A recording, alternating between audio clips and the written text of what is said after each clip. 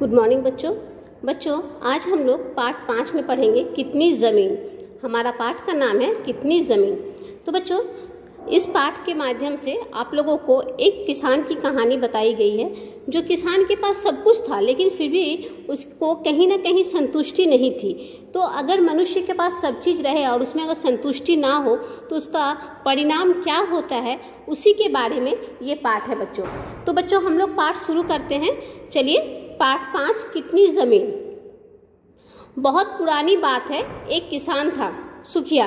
उसके पास खेती के लिए बहुत सी ज़मीन थी, अच्छा घर बार था, अच्छा गुजर बसर हो रही थी, किसी चीज़ की कमी नहीं थी। परंतु फिर भी वो संतुष्ट नहीं था और अधिक पाने की उसकी इच्छा मिटी नहीं थी।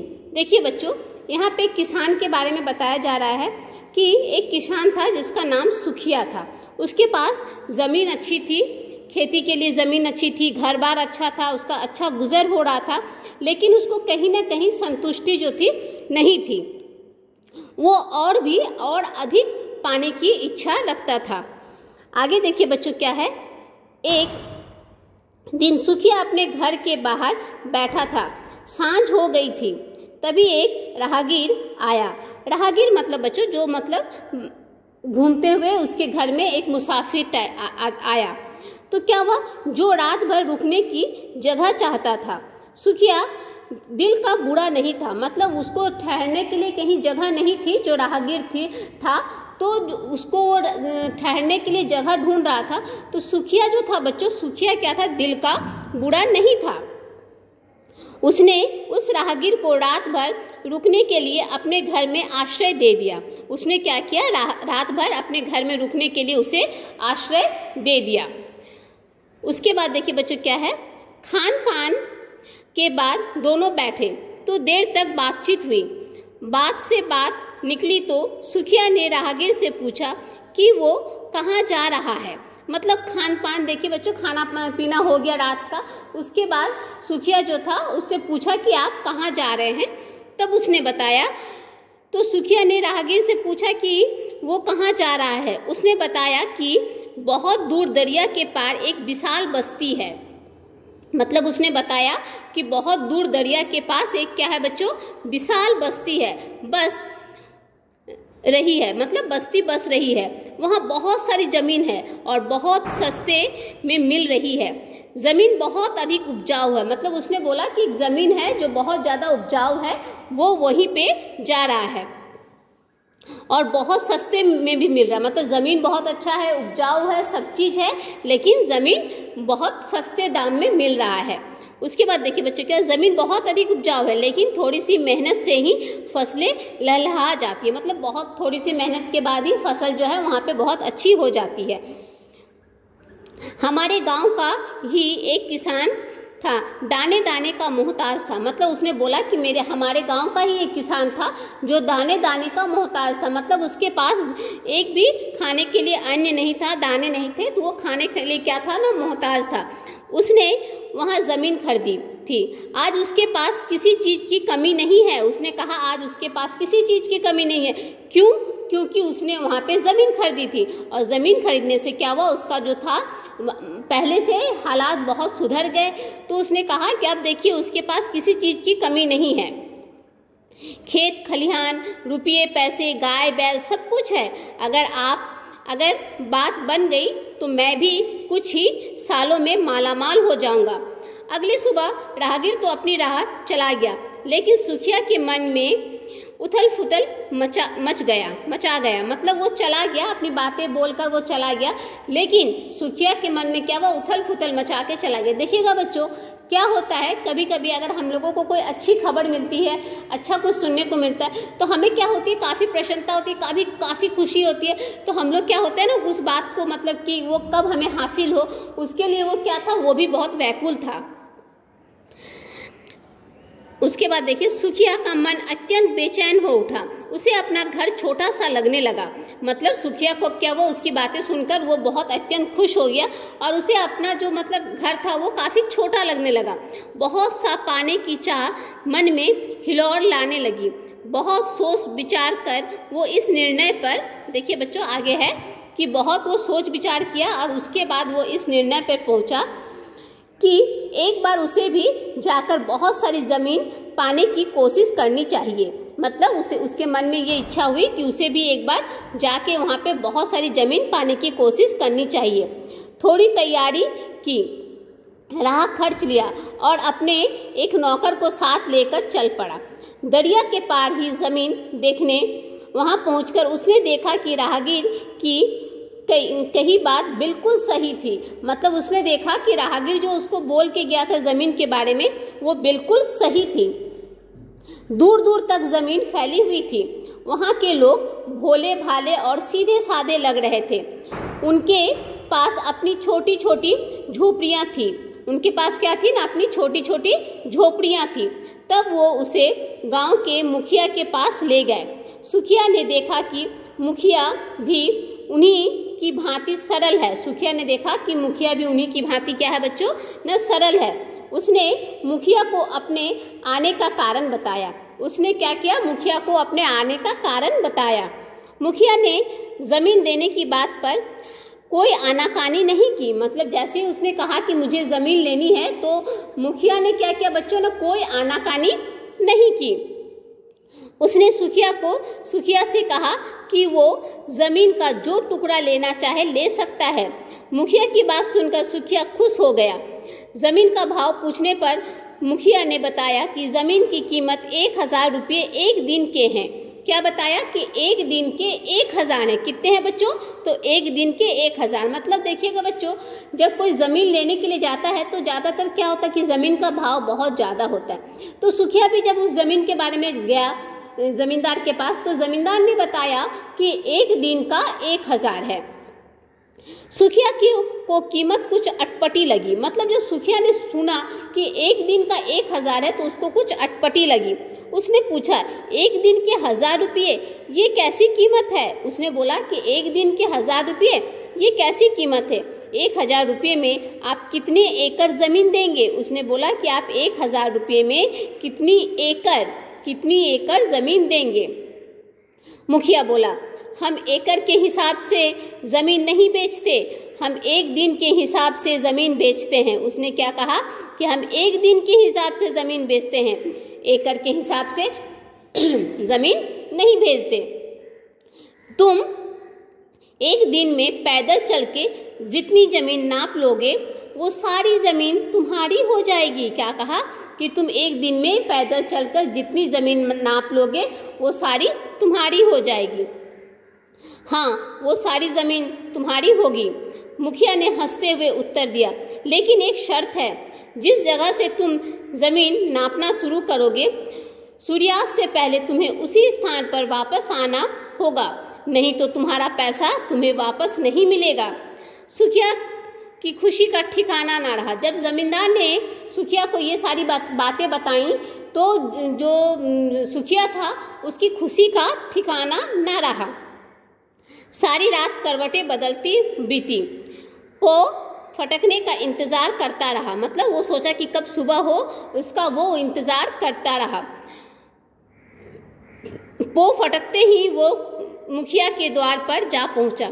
मुखिया तैयार हुआ, अपने साथ गांव के लोगों को ले आया और सब एक ऊंची टेकरी पर पहुंच गए। वहां से सुखिया ने देखा दूर तक हरी भरी धरती बिछी थी। मुखिया ने कहा, ये सारी हमारी ज़मीन है, जितनी चाहे ले लेना। सुखिया ने निगाहें ज़मीन पर टिकी थी। उसका मन सारी ज़मीन पाने के लिए ललचा उठा। मुखिया ने अपनी पगड़ी उतारी और नीचे रख दी। फिर बोला, ये निशान है, तुम यहाँ से भूमि की नाप शुरू करोगे। मतलब कहा कि ये निशान है, तुम यहाँ से भूमि की नाप शुरू करोगे, यहीं आकर तुम्हारी नाप खत्म होगी। मतलब यहाँ पर जब वापस आओगे तो यहीं पे तुम्हारी नाप क्या होगी बच्चों, ना खत्म होगी। जितनी ज़मीन नाप सको वो सब तुम्हारी। मतलब उसने कहा कि तुम जितनी ज़मीन नाप लोगे वो सारी ज़मीन क्या होगी, ना तुम्हारी होगी। सुखिया ने रुपये निकाले और गिनकर पगड़ी पर रख दिए। सोचने लगा, कहाँ से शुरू करूं? मन ही मन अच्छी भूमि की परख की। पखारा लिया, रोटी अपने अगाछे में बांधी, पानी का बंदोबस्त किया और चल पड़ा, बहुत सारी ज़मीन पाने की ललक में। शुरू में वो बहुत धीरे धीरे चला। जब उसने 1000 गज ज़मीन नाप ली तब वो ठहरा। ज़मीन में गड्ढा खोदा और घास ऊंची करके रख दी ताकि दूर से सभी को उसके द्वारा नापी ज़मीन दिखाई दे। टेकरी पर खड़े लोग साफ दिखाई दे रहे थे। गर्मी बढ़ने लगी थी। उसने कोट उतार कंधे पर डाल लिया। बदन में फुर्ती आ गई। अब क्या हुआ बच्चों, जब उसने ज़मीन नाप ली तो ज़मीन नापने के बाद वो क्या किया कि देखना, हम लोग जब कोई चीज़ अपना लेते हैं तो उसमें ये कर देते, निशान लगा देते। तो सुखिया ने भी वही किया कि क्या किया ना, उसने ज़मीन में एक गड्ढा कर दिया, गड्ढा करके उसमें घास फूस डाल दिया ताकि दूर से लोग देख सके कि उस ज़मीन को उसने नाप लिया है। अब क्या हुआ, जब उसने बहुत ज़मीन नाप ली तो उसके शरीर में काफ़ी फुर्ती आ गई और उसने कोट उतार कर अपने कांधे में डाल लिया। आगे देखिए बच्चों, आने लगा, तेज तेज चलने लगा। अब क्या किया, वो जल्दी जल्दी तेज तेज चलने लगा। अधिक गर्मी लगने लगी। उसने पैरों के जूते भी उतारकर धोती में खोस लिए। मन में सोचा, खेत की एक भुजा बन गई, अब दूसरी ओर मुड़ना चाहिए। मुड़ना ही चाहता था कि आगे की ज़मीन अधिक उपजाऊ लगी। जैसे ही वो मुड़ना चाहता था बच्चों, उसे क्या लगी, आगे की ज़मीन बहुत उपजाऊ लगी। छोड़ने का मन ना हुआ, मतलब ज़मीन को छोड़ने का मन ना हुआ। मन में सोचा, इतनी उम्मीदा ज़मीन को कोई बेवकूफ़ ही छोड़ेगा। वो मन ही मन सोचने लगा कि इतनी अच्छी ज़मीन को कोई बेवकूफ़ ही छोड़ेगा। उसकी चाल में और तेजी आ गई। वो अधिक से अधिक ज़मीन पाना चाहता था। कुछ दूर तक गया, पीछे मुड़कर देखा तो टेकरी पर खड़े लोग बहुत छोटे छोटे दिखाई दे रहे थे। उसके मन में आया, अब लौट जाऊं। फिर सोचा, अभी तो सूरज ढलने में बहुत समय बाकी है, कुछ मील और चलकर मुड़ जाऊंगा। उसके मन में आया, जब उसे टेकरी पर खड़े लोग काफ़ी छोटे दिखने लगे बच्चों, तो उसके मन में आया कि अब मुझे यहाँ से मुड़ जाना चाहिए। लेकिन फिर उसने सोचा कि अभी तो शाम होने में काफ़ी समय है, तो और ज़्यादा ज़मीन नाप लूँ। रास्ते में अपनी ज़मीन की पहचान के लिए एक निशान लगाते और घास खड़ी करते सुखिया बाईं ओर मुड़ गया। दोपहर हो गई थी। उसने पीछे मुड़कर देखा, टेकरी पर खड़े लोग बड़ी मुश्किल से दिखाई दे रहे थे। सुखिया ने मन ही मन निर्णय लिया, मैं दूर आ गया हूँ, अब मुझे लौट जाना चाहिए। जल्दी से बाईं ओर मुड़ा। उसे भूख प्यास भी लगी थी, थकान भी हो रही थी। उसने खाने पीने को और आराम से अधिक समय नष्ट करना उचित नहीं समझा। मतलब उसे काफ़ी भूख लगी थी, लेकिन उसने सोचा कि खाना खा के पानी पी के इससे क्या होगा बच्चों, न समय की बर्बादी होगी, तो वो ये नहीं करना चाहता था। जल्दी जल्दी खाना खाया और वापस लौटने लगा। गर्मी बढ़ती जा रही थी। थकान के मारे सुखिया का बुरा हाल था। टांगे जवाब दे रही थी। नंगे पैर चलने के कारण पैर छिल गए थे। मन कर रहा था कुछ देर आराम करे, परंतु समय नहीं था। सूर्यास्त से पहले उसे टेकरी तक पहुंचना था। उसका मन कर रहा था कि वो थोड़ा आराम कर ले, लेकिन समय से पहले उसको क्या था ना बच्चों, टेकरी पहुंचना था। आगे देखिए बच्चों, सुखिया ने अपनी चाल बढ़ाई, अपना पूरा जोर लगाकर चलने लगा। उसने अपने मन में सोचा, यदि मैं समय पर नहीं पहुंच पाया तो क्या होगा, व्यर्थ ही इतना लालच किया। उसने कहा कि व्यर्थ ही मैंने इतना लालच किया। सुखिया ने पूरी ताकत लगाई और भागना शुरू कर दिया। मन में भय पैर पसार रहा था कि वो समय पर नहीं पहुंच पाएगा। भय से उसकी सांसें फूलने लगी थी। बच्चों देखिएगा, जब किसी चीज़ का हम लोगों को भय होता है, मतलब डर होता है, तो हमारी जो है सांस जो होती है वो क्या होती है ना, फूलने लगती है। तो सुखिया के साथ भी वही चीज़ हो रही थी कि उसको भय के मारे उसकी सांस जो है बच्चों वो फूलने लगी थी। भागते भागते उसके कपड़े पसीने लथपथ हो गए थे। उसका गला सूखने लगा था। उसका दिल हथौड़े की चोट सा धड़क रहा था। मतलब हथौड़ी की चोट का मतलब होता है बच्चों, बहुत जोर से उसका दिल धड़क रहा था। वह भयभीत था कि इतनी थकान से कहीं वो ढेर ना हो जाए। ढेर ना हो जाए का मतलब होता है, उसके मन में इस बात का डर था कि इतनी थकान की वजह से कहीं उसकी मृत्यु ना हो जाए। सुखिया का हाल बुरा था। वो वहीं रुक नहीं सकता था। उसने सोचा, अगर मैं रुक गया तो लोग मुझ पर हंसेंगे और दौड़ने लगा। तेज और तेज अपनी पूरी ताकत लगाकर वो दौड़ पड़ा। सूरज धरती के पास आता जा रहा था। उसने टेकरी से उत्साह बढ़ाते लोगों की आवाज़ें सुनी। उसने अपनी चाल और तेज कर दी। वो टेकरी पर पहुंचा ही वाला था कि अचानक सब तरफ अंधकार ही अंधकार छा गया। मतलब वो जैसे ही पहुंचने वाला था, चारों तरफ अंधकार ही अंधकार छा गया। वो रुकना ही चाहता था कि उसे लोगों की आवाज़ें सुनाई दी जो अभी उसे पूरे पुकार रहे थे। तब उसे समझ में आया कि वो जिस स्थान पर खड़ा है वहाँ से सूरज डूब गया है, लेकिन टेकरी के ऊपर खड़े लोगों को अब भी सूरज दिखाई दे रहा है। सुखिया ने एक गहरी सांस ली और टेकरी की ओर भागा। टेकरी पर अभी सूर्यास्त नहीं हुआ था। मुखिया और गांव के लोग वहीं बैठे थे। मतलब सब लोग वहीं पे बैठे थे और सुखिया क्या किया न तेज और तेज भागने लगा ताकि वो समय से टेकरी पर पहुंच सके। और वहाँ पे क्या गांव के लोग और मुखिया सब बैठे हुए थे। मुखिया पगड़ी के पास बैठा मुंह ऊपर किए जोर जोर से हंस रहा था। मतलब वो क्या कर रहा था, जोर जोर से मुखिया हंस रहा था। सुखिया की टांगें जवाब दे गई और वह मुंह के बल आगे गिर पड़ा। उसके हाथ पगड़ी तक पहुंचे। मतलब वो मुंह के बल गिर गया लेकिन उसका हाथ जो है पगड़ी पर पहुंच गया। मुखिया खड़ा होकर जोर से चिल्लाया, बहुत खूब, तुमने अपने लिए बहुत सी जमीन नाप ली। उसने क्या किया, जोर से चिल्लाया और बोला मुखिया ने कि तुमने अपने लिए बहुत सारी जमीन नाप ली है। सुखिया का नौकर उसे उठाने के लिए आगे आया परंतु सुखिया मर चुका था। वो क्या हुआ ना, उसका जो नौकर था उसे उठाने के लिए आगे आया लेकिन वो क्या था ना, मर चुका था। एक आदमी को सिर से पांव तक कितनी ज़मीन चाहिए होती है? तब क्या कहा सबने, मुखिया ने कहा कि एक मनुष्य को, एक आदमी को पैर से सर तक कितनी ज़मीन, मतलब एक आदमी को सिर से पांव तक कितनी ज़मीन की ज़रूरत होती है, उतना ही ज़मीन उसका होना चाहिए। वही उसका असली ज़मीन है। जब आदमी की मृत्यु हो जाती है बच्चों, तो उसको इतना ज़मीन, इतना ये जो सुखिया ने इतना कुछ किया वो कुछ उसका नहीं रहा। इसीलिए उसने, मुखिया ने कहा कि एक मनुष्य को, एक आदमी को सिर से पांव तक कितनी ज़मीन चाहिए होती है, जितने उसको मतलब जिसमें दफनाया जा सके, बस उतनी ही ज़मीन उसकी होती है।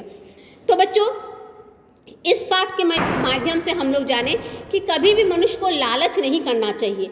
मनुष्य के पास जितनी रहती है, जितनी ज़मीन जो भी है, उसी में उसे संतुष्ट रहना चाहिए और कभी भी किसी चीज़ को लेके ज़्यादा लालच नहीं करना चाहिए। ज़्यादा पाने की चाह में मनुष्य के पास जो भी होता है वो क्या होता है ना, खत्म हो जाता है, उसका वो मतलब उसके पास नहीं रहता है। तो हम लोग इस पाठ के माध्यम से जाने बच्चों कि जितने ज़मीन या जितनी चीज़ें आपके पास होती है उतने ही में संतुष्ट होना चाहिए, ज़्यादा लालच नहीं करना चाहिए। ठीक है बच्चों, धन्यवाद।